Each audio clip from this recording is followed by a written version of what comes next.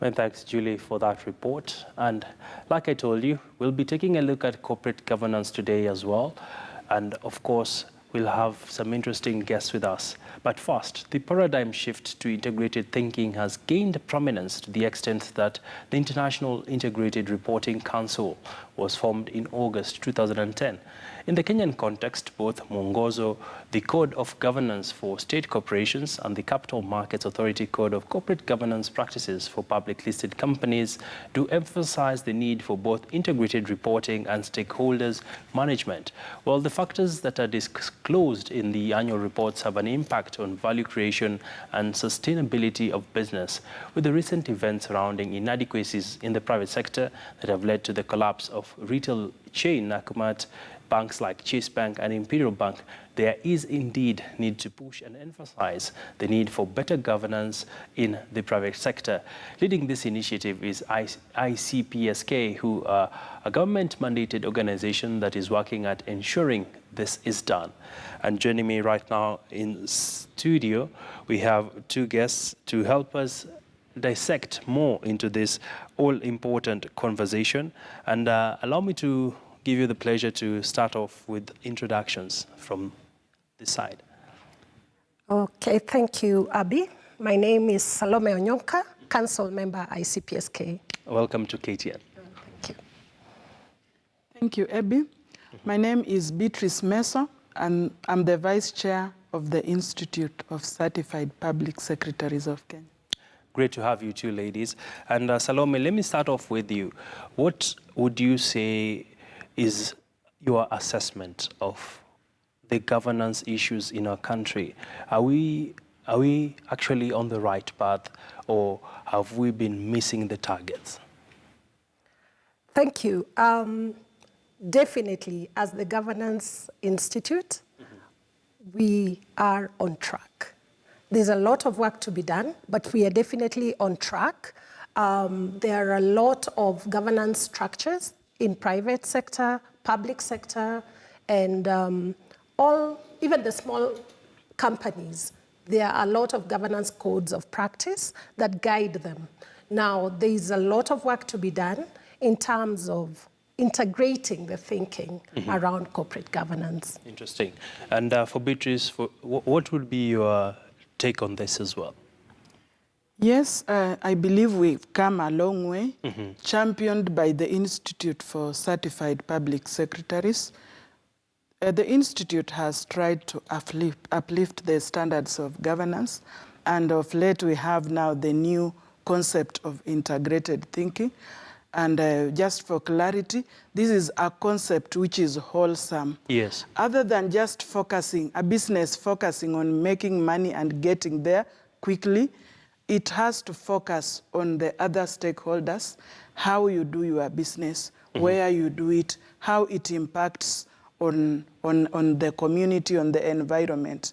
So this wholesome approach is what we call integrated thinking, and bringing in other relationships, your stakeholders, your employees, your suppliers, and a host of all other people. So this is now a level ahead towards getting there in corporate governance. All right. But I find it quite a big leap.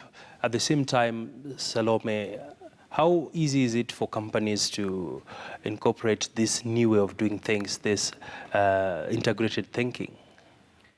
Now, there are two levels of companies. There are the regulated companies. That's pretty easy because we have, like the banks, we have the central bank regulating them. We have CMA regulating the private sector.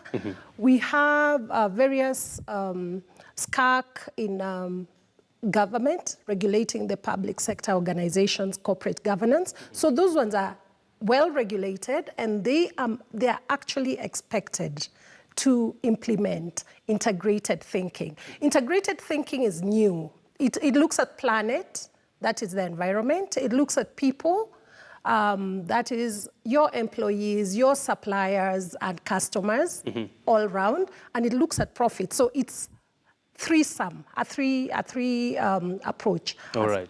So all the ones that are left out, it's actually Institute of Certified Public Secretaries and like-minded bodies are encouraging the small ones to come up and take advantage of this. And that's why we have things like the conference we are having, which is open to the public. And we are helping a lot of small and medium-sized organizations do trainings for our members, help our members make sure that they are preaching this gospel of good corporate governance everywhere.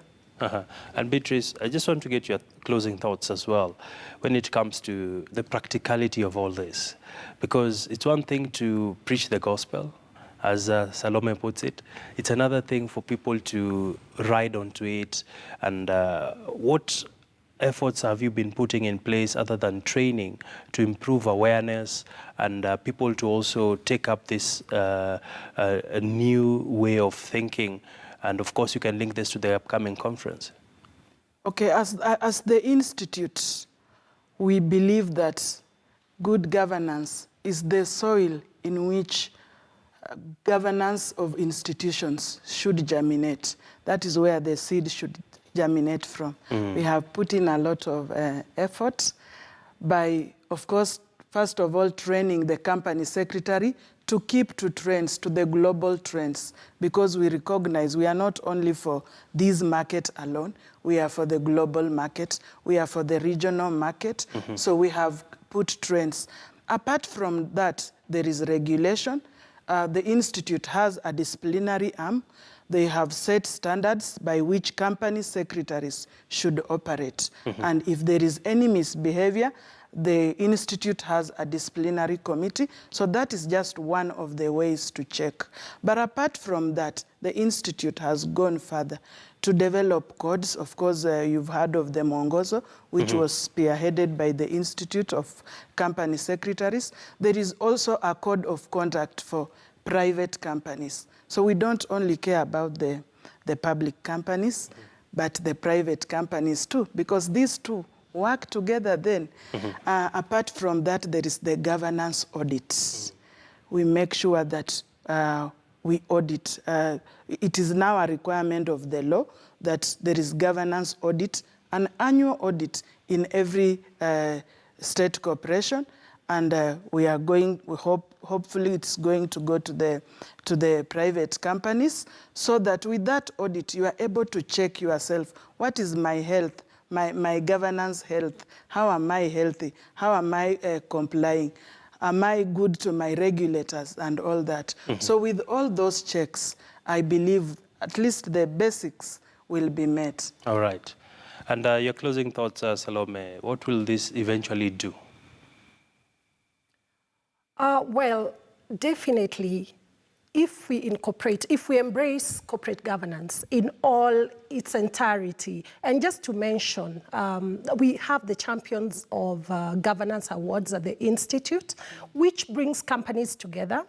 The SACCO sector has taken very good advantage of that Champions of Governance Awards to make sure that they compete and they implement everything.